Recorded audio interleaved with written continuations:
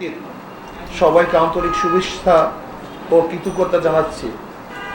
প্রিয় সাংবাদিক বন্ধুগণ, শুরুতেই জুলাই বিপ্লব এবং 5ই আগস্টের অভ্যুত্থানে যেসব ছাত্র জনতা জীবন দিয়েছেন, রক্ত দিয়েছেন, পঙ্গু হয়েছেন, আহত হয়েছেন, প্রিয়জন হারিয়েছেন, তাদের সবার প্রতি শ্রদ্ধা, কৃতজ্ঞতা ও সহমর্মিতা জানাচ্ছি।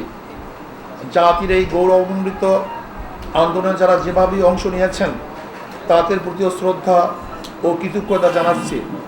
শোকাহত পরিবারের পরিজনের প্রতি জানাচ্ছি আন্তরিক সমবেদনা।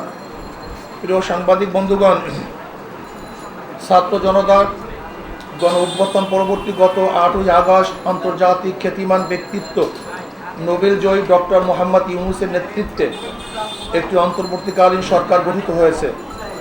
ফ্যাসিবাদ ও স্বৈরাচার বিরোধী আন্দোলনে ধারাবাহিক ভূমিকা পালনকারী এবং ছাত্র জনতার গণ অভ্যুত্থানে সক্রিয় অংশগ্রহণকারী ইসলামী আন্দোলন বাংলাদেশের ডক্টর মোহাম্মদ ইউনূসের নেতৃত্বাধীন অন্তর্বর্তীকালীন সরকারের শুরু থেকেই সমর্থন দিয়ে আসছে। একটি দায়িত্বশীল রাজনৈতিক দল হিসাবে দেশ ও জনগণের কল্যাণে একটি স্থিতিশীল রাজনৈতিক পরিবেশ তৈরি এবং অর্থনীতি পুনর্গঠনে আমরা অন্তর্বর্তীকালীন সরকারকে অব্যাহতভাবে সহযোগিতা করে যেতে চাই। সেক্ষেত্রে অন্তর্বর্তীকালীন সরকারকে দেশের শান্তিকামী জনগণ এবং ফ্যাসিবাদ বিরোধী আন্দোলনে অংশগ্রহণকারী ছাত্র জনতা ও রাজনৈতিক দলগুলির মধ্যে আস্থার পরিবেশ তৈরি করতে হবে। প্রিয় সাংবাদিক বন্ধুগণ, অন্তর্বর্তীকালীন সরকারের প্রধান উপদেষ্টা ডক্টর মোহাম্মদ ইউনূস গত 18ই আগস্ট রবিবার বিদেশি কূটনীতিকদের সঙ্গে ব্রিফিংয়ে বলেছেন, 5টি খাতে সংস্কারের পর জাতীয় নির্বাচনের আয়োজন করবেন। নির্বাচন কমিশন, প্রশাসন, বিচার বিভাগ, আইন শৃঙ্খলা বাহিনী ও গণমাধ্যম, এই 5টি ক্ষেত্রে আমূল এবং ব্যাপক সংস্কারের কথা বলেছেন মাননীয় প্রধান উপদেষ্টা। আমরাও মনে করি এসব প্রতিষ্ঠানগুলো ব্যাপক সংস্কার প্রয়োজন, কারণ বিগত সরকার অবৈধভাবে ক্ষমতায় টিকে থাকতে রাষ্ট্রের গুরুত্বপূর্ণ সব প্রতিষ্ঠান ধ্বংস করে ফেলেছে। অন্তর্বর্তীকালীন সরকার এসব প্রতিষ্ঠানগুলো কতদিনের মধ্যে সংস্কার সম্পন্ন করবে তা নির্ধারিত হওয়া প্রয়োজন। অতএব ইসলামী আন্দোলন বাংলাদেশের প্রত্যাশা করে অন্তর্বর্তীকালীন সরকার তাদের সংস্কার কার্যক্রমের ধরন ও প্রক্রিয়া কী হবে এবং কতদিনের মধ্যে সংস্কার কার্যক্রম সম্পন্ন করবে তা অতি দ্রুত প্রকাশ করবে এবং জাতীয় নির্বাচনের একটি রোড ম্যাপ ঘোষণা করবে। প্রিয় সাংবাদিক বন্ধুগণ, জুলাই বিপ্লব এবং 5ই আগস্ট ছাত্র জনতার গণ অভ্যুত্থানে স্বৈরশাসকের পেটুয়া বাহিনী, পুলিশ, বিজিবি এবং আওয়ামী লীগ, যুবলীগ, ছাত্রলীগের নৃশংস আক্রমণে সহস্রাধিক ছাত্র জনতা শাহাদাত বরণ করেছে। প্রায় 30,000 আহত হয়েছেন, গুরুতর আহত হয়েছেন কয়েক হাজার, যাদের মধ্যে অনেক শিশু কিশোর রয়েছে, যারা দেশের বিভিন্ন হাসপাতালে এখনও সঠিক চিকিৎসার অভাবে কাতরাচ্ছেন। আমরা ঢাকার পঙ্গু হাসপাতাল সহ বিভিন্ন হাসপাতাল পরিদর্শন করে এমন দুঃসহ অবস্থা প্রত্যক্ষ করছি। অন্তর্বর্তীকালীন সরকার ঘোষণা দিয়েছিলেন আন্দোলন আহতদের সরকারি খরচে চিকিৎসা দেওয়া হবে, কিন্তু আমরা এর দ্রুত যথাযথ বাস্তবায়ন দেখতে পাচ্ছি না।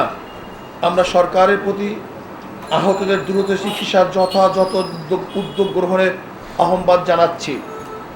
প্রিয় সাংবাদিক বন্ধুগণ, পতিত ফ্যাসিস্ট ও স্বৈরাচার আওয়ামী সরকার নির্বাচন কমিশন এবং প্রশাসনকে ব্যবহার করে 2014, 2018 এবং 2024 সালের 7ই জানুয়ারি 3টি ভুয়া জাতীয় নির্বাচন করেছে। এসব একতরফা, ভুয়া, পাতানো ও ডামি নির্বাচনের মাধ্যমে তাদের অবৈধ ক্ষমতাকে দীর্ঘায়িত করেছে। যারা তাদের এসব অবৈধ প্রশাসনের নির্বাচনে সহযোগিতা করে আওয়ামী লীগকে অবৈধভাবে ক্ষমতায় থাকার সুযোগ করে দিয়েছে, তারাও সমান অপরাধী। অতএব 3টি অবৈধ প্রশাসনের নির্বাচন পরিচালনাকারী 3টি নির্বাচন কমিশন এবং প্রশাসনের যেসব কর্মকর্তা তাদের অবৈধ কাজের কুশীলব ছিল, তাদেরকে আইনের আওতায় এনে শাস্তির মুখোমুখি করতে হবে, যাতে ভবিষ্যতে কেউ অবৈধ নির্বাচনের সাহস না করে। পাশাপাশি আমরা বর্তমান নির্বাচন কমিশনের বিদায় পূর্বক বিচারের কাঠগড়ায় দেখতে চাই। প্রিয় সাংবাদিক বন্ধুগণ, দেশের ইতিহাসের সবচেয়ে বর্বর ও নৃশংস আওয়ামী দুঃশাসন উৎখাতের সংগ্রামের সূচনা করেছে আমাদের গর্ব শিক্ষার্থী সমাজ। তাদের অসীম সাহস, ত্যাগ ও বুদ্ধিদীপ্ত নেতৃত্ব আমাদের গর্বিত করেছে। ইসলামী আন্দোলন বাংলাদেশ শুরু থেকেই এই আন্দোলনের সাথে সম্পৃক্ত থেকেছে। 19 জুলাইতে আমরা পরিষ্কার করে জানিয়েছি যে সরকারের পদত্যাগই একমাত্র সমাধান। শুরু থেকেই নানা মাত্রায় ও নানা ধরনের ইসলামী আন্দোলনের নেতা কর্মী এই আন্দোলনে অংশ নিয়েছে। সেজন্য আমরা গর্ববোধ করছি। নৃশংস জালিমের পতনের মহান বিপ্লবের আমরা ভূমিকা রাখতে পেরেছি। আমাদেরও অনেক ভাই জীবন দিয়েছেন এবং আহত হয়েছেন। সর্বশেষ প্রাপ্ত তথ্য অনুযায়ী ইসলামী আন্দোলন বাংলাদেশ ও সহযোগী সংগঠনের সারা দেশে মোট শাহাদত বরণ করেছে 18 জন, আহত হয়েছে সহস্রাধিক। এর মধ্যে গুরুতর আহত বিভিন্ন হসপিটালে চিকিৎসাধীন রয়েছেন 150 জনের অধিক। প্রিয় সাংবাদিক বন্ধুগণ, স্বৈরাচার শাসনের অবসান হয়েছে। এখন সময় দেশ গড়ার, এখন সমাজ সাম্য, মানবিক মর্যাদা ও সামাজিক ন্যায় বিচার ভিত্তিক বাংলাদেশ নির্মাণের। তবে এই সুযোগ সন্ধিক্ষণে আমাদেরকে দেশের শত্রু এবং জনগণের শত্রুদের চিহ্নিত করে জাতির সামনে তাদের মুখ উন্মোচন করতে হবে। গণদুশমন, গণহত্যাকারী, লুটেরা, দুর্নীতিবাজ আর ভোট চোরেরা যাতে আগামীতে পুনর্বাসিত হতে না পারে তা নিশ্চিত করতে হবে।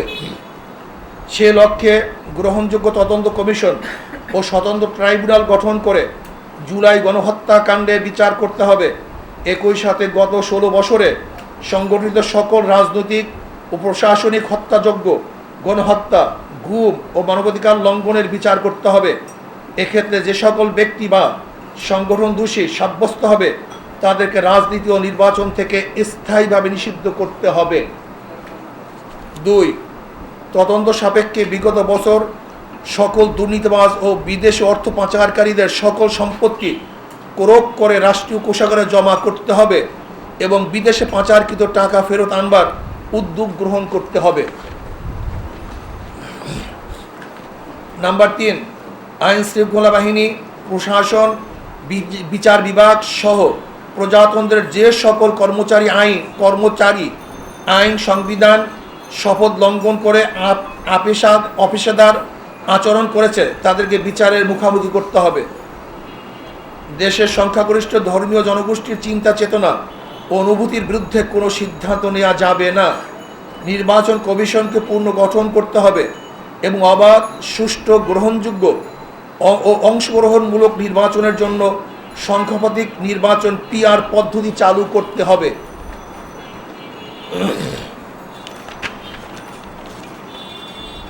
6. আওয়ামী দুঃশাসনে বিগত 16 বছরে সবচেয়ে ক্ষতিগ্রস্ত হয়েছে এদেশের সাধারণ শিক্ষা খাতের মান ও নৈতিকতা।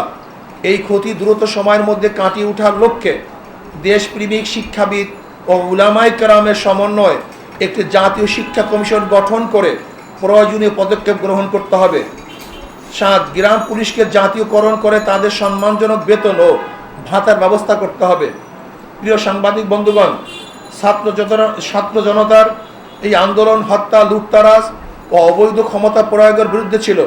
শিল্প ও কল কারখানা ধ্বংসের বিরুদ্ধে ছিল না সংখ্যালঘুদের বিরুদ্ধে কোনো পদক্ষেপ। সেজন্য আমরা বিশ্বাস করি যারা লুটতরাজ, দখলদারি, অরাজকতা ও সংখ্যালঘুদের উপর কোনো রকম হুমকি সৃষ্টিকারী কার্যকলাপে লিপ্ত তারা এই আন্দোলনে সম্পৃক্ত কেউ না, বরং তারা সুযোগ সন্ধানী। সুতরাং আমরা বর্তমান অন্তর্বর্তীকালীন সরকারকে এই সকল অরাজকতা সৃষ্টিকারীদের প্রতি কঠোর পদক্ষেপ নেওয়ার আহ্বান করছি। প্রিয় সাংবাদিক বন্ধুগণ, ইসলামী আন্দোলন বাংলাদেশ মনে করে দেশের সকল নাগরিক সমান মর্যাদা অধিকার প্রাপ্ত। ধর্মের কারণে কাউকে আঘাত করা বা কাউকে প্রতিপক্ষ বানানোকে ইসলাম ও রাষ্ট্রীয় আইনও সমর্থন করে না, আমাদের আন্দোলনের চেতনা ও সমর্থন করে না। সেজন্য বলবো, দেশের সংখ্যালঘুদের প্রতি প্রতিটি উপাসনালয় ও ধর্মীয় স্থাপনায় CC ক্যামেরার ব্যবস্থা করুন। উপরোক্ত লক্ষ্য বাস্তবায়নের জনমত গড়ে তুলতে আমাদের কর্মসূচি 21 থেকে 31 আগস্ট 2024 দেশের সকল জেলা মহানগরে তৃণমূল দায়িত্বশীল সম্মেলন। 2. 1 থেকে 10 সেপ্টেম্বর 2024 দেশের সকল থানায় থানায় গণসমাবেশ।